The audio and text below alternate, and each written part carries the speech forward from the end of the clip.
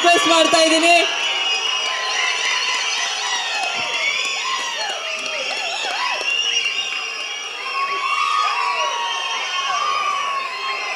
ಒಂದ್ ನಿಮಿಷ.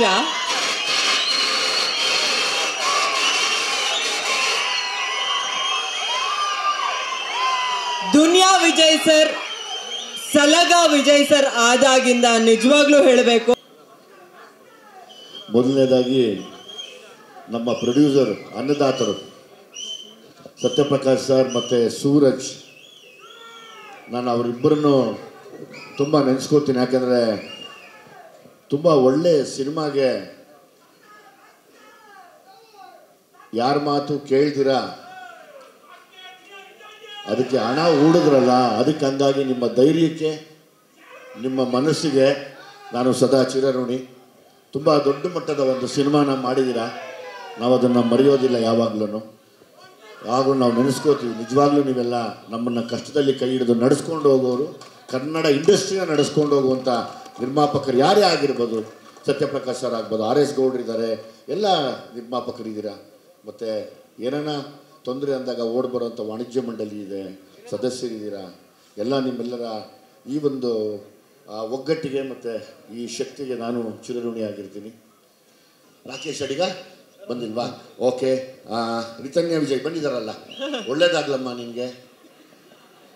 ಇವತ್ತು ನೀನು ತುಂಬ ದೊಡ್ಡ ಮಟ್ಟದಲ್ಲಿದ್ದೀಯಾ, ದೊಡ್ಡವರಾಗಿದ್ದೀರಾ, ನಾವು ಚಿಕ್ಕವರು.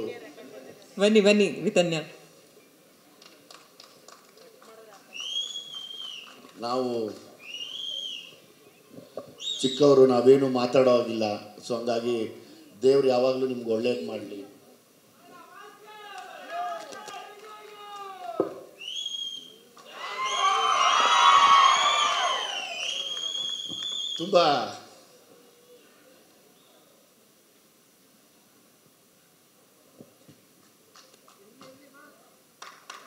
ತುಂಬ ಕಷ್ಟಪಟ್ಟು ಸಾಕಿದ್ದೀನಿ ನನ್ನ ಮಕ್ಕಳು ನನಗೇನು ಮಾಡಿಲ್ಲ. ನನ್ನ ಮಕ್ಕಳು ನಾನು ಯಾವತ್ತೂ ಬಿಟ್ಕೊಡೋಲ್ಲ. Thank you.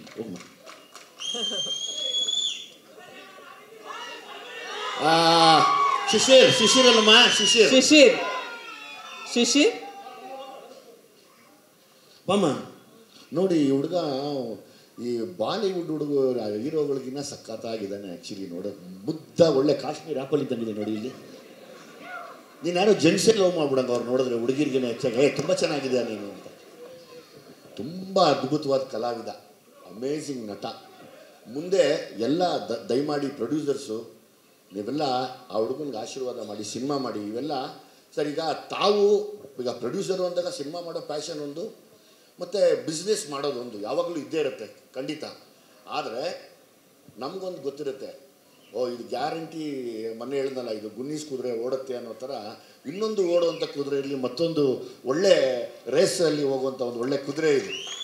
ಹಾಗಾಗಿ ಪ್ರೊಡ್ಯೂಸರ್ಸು ಒಳ್ಳೆ ಕಲಾವಿದ. ಕಲಾವಿದರ ಕಲೆಗಳ ಮಾಸಕ್ಕಿಂತ ಮುಂಚೆ ದಯಮಾಡಿ ಕನ್ನಡದ ಸಿನಿಮಾಗಳನ್ನ ಮಾಡಿ. ತುಂಬ ಚೆನ್ನಾಗಿ ಆ್ಯಕ್ಟ್ ಮಾಡಿದ್ಯಪ್ಪ ನಾನು. ಆಮೇಲೆ ಅಭಿಷೇಕ್ ಓಕೆ. ಮಿತ್ರ ಅವರಿದ್ದಾರೆ. ಮಿತ್ರ ಅವ್ರ ಬಗ್ಗೆ ಥ್ಯಾಂಕ್ ಯು. ಮಿತ್ರ ಅವ್ರಿಗೆ ನೀವು ಹೇಳಿದ್ದು ನನಗೆ ಎಮೋಷ್ನಲಿ ಟಚ್ ಆಯಿತು. ಆವಾಗಲೇ ದುನಿಯಲ್ಲಿ ಸಾಲ ಮಾಡೋದು ತುಪ್ಪ ತಿನ್ನು ಯಶವಂತಪುರ ಯಾರ್ಡಲ್ಲಿ ನಾವು ಮಾಡಿದ್ವಿ ನೈಟ್. ಅವತ್ತು ಮಳೆ, ಚಿಕ್ಕ ಗಾಡೀಲಿ ಕೂತು ನಾನು, ನೀವು, ರಘು ಅಣ್ಣ ಎಲ್ಲ ಅರ್ಧ ಇದು ಮಾಡಿ ಥಂಡಿಗೆ ಬೆಚ್ಚಿಗೆ ಅವತ್ತು ನಾವು ಮಾಡಿದ್ವಿ. ಹೌದು ದೇವರಣೆ, ನಾನು ಸುಳ್ಳು ಹೇಳ್ತಾ ಇಲ್ಲ. ಅರ್ಥ ಆಯ್ತು. ಸೊ ಹಂಗಾಗಿ ಆ ಸಾಂಗ್ ನನ್ನ ಜ್ಞಾಪಕ ಇದೆ.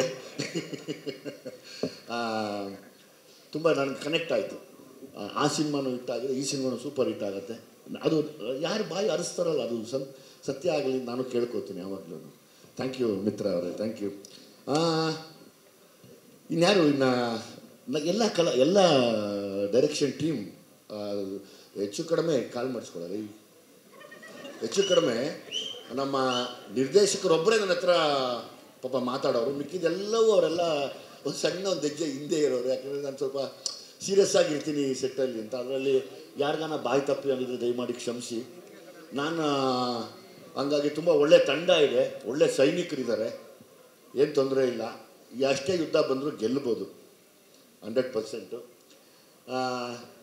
ನಮ್ಮ DOP ಅಲ್ಲಿ ನಂಗೆ ಮಾತಾಡೋಕ್ಕೆ ಬರೋಲ್ಲ ಅಂತಲೇ ಊರು ತುಂಬ ಊರಾಗೆಲ್ಲ ತೋರಿಸ್ಬಿಡ್ತಾನೆ ಎಲ್ಲ. ಬಾಪ ತುಂಬ ಅದ್ಭುತವಾದ DOP. ಬಾಮ್ಮ, ನಂಗೆ ಮಾತಾಡೋಕ್ಕೆ ಬರೋಣ ಅಂತ ಅಷ್ಟು ಚೆನ್ನಾಗಿ ತೋರಿಸ್ತೀಯಾ.